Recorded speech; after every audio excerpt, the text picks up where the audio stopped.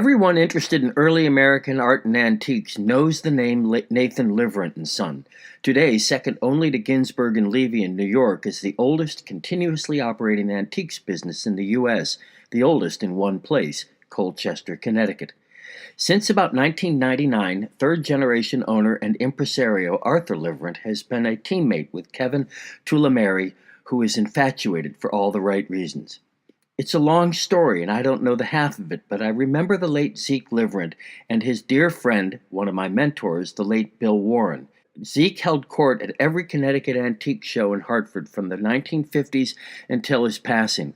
Bill worked at Connecticut Historical Society, was the founding director of both the Mark Twain and Harry Beecher Stowe houses, a path-breaking preservationist who loved everything to do with historic Connecticut.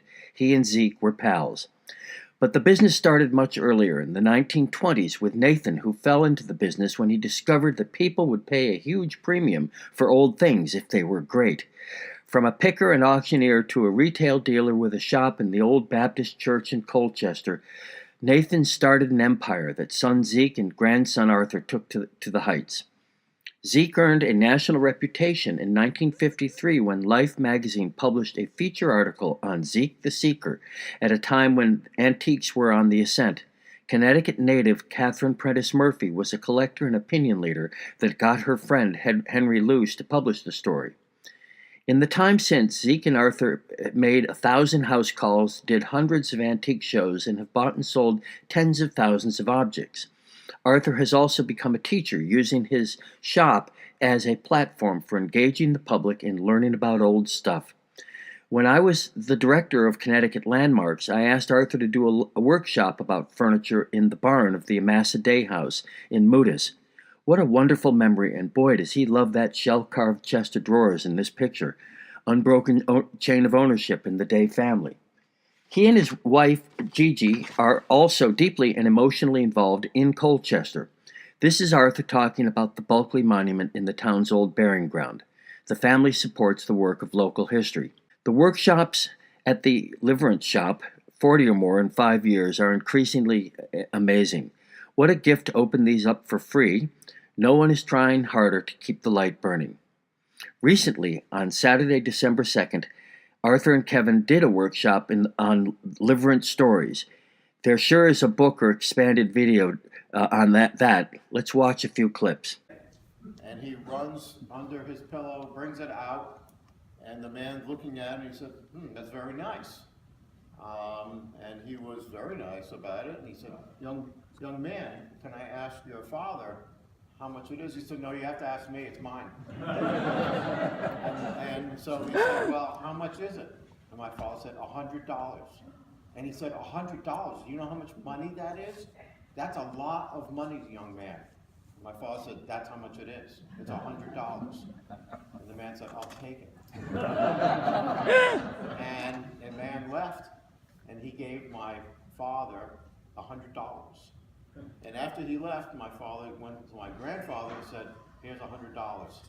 And he said, where did you get that? He said, I just sold the silver muffineer. And my father went on, always told us that paid for shoes for the entire family. Everybody got new clothes and new books for school, and there was still money left over. And he said, I was in the antique business. But we were too expensive. Jackie was cheap. For their own stuff, she was very cheap. For the White House, she could spend any money she wanted. She got Clem Conger to go out and buy great things. She didn't care what it cost. But for their own place, she was very tight. So they found this antique dealer by the name of Horace Porter in Wapping, Connecticut, which is a little part of Manchester. Horace dealt in sort of married high boys. He did have good things every once in a while, but most of his stuff was sort of middle range and lower end. So somehow Jackie Kennedy found him, and she started going and buying stuff for their house on Hyannis from Horace Porter, because she wouldn't come here, she wouldn't go to other dealers who advertised. She had to go to, where the stuff was less expensive. So Horace would come here, load up when he knew she was coming, bring stuff over, and sell it for my father, but the stuff wouldn't come from here. It was all psychology. She had to buy it out of Horace Porter's chicken coops. He literally dealt out of a chicken coop.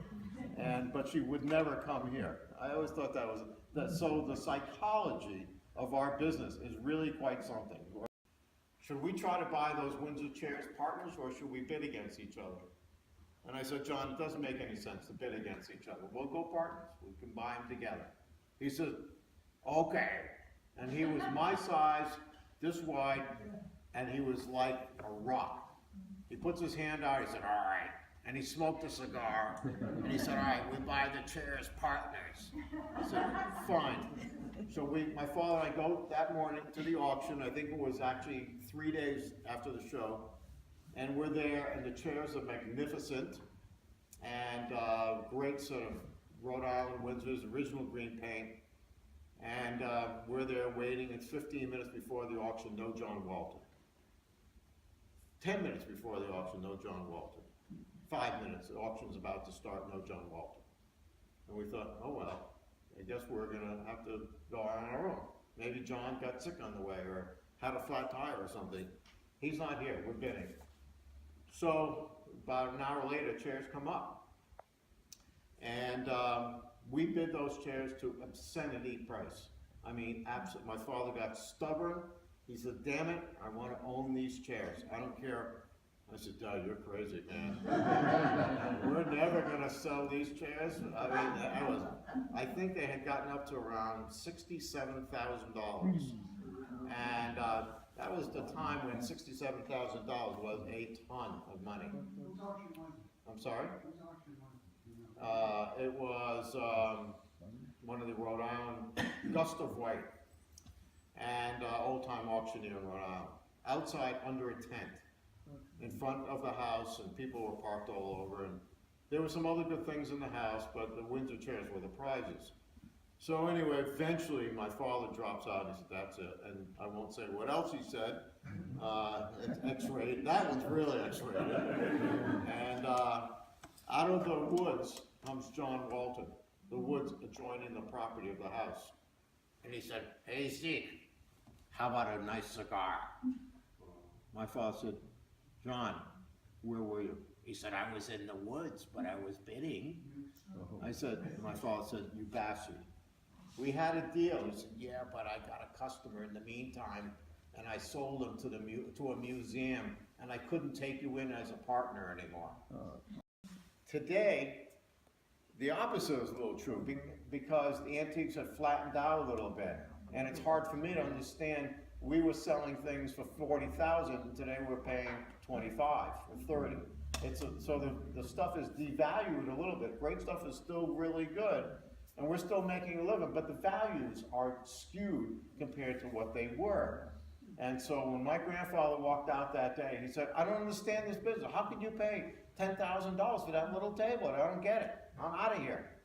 And so for the rest of my grandfather's life, my father had to pay him rent for the building, and he made a monthly pension from the business. But it was a war.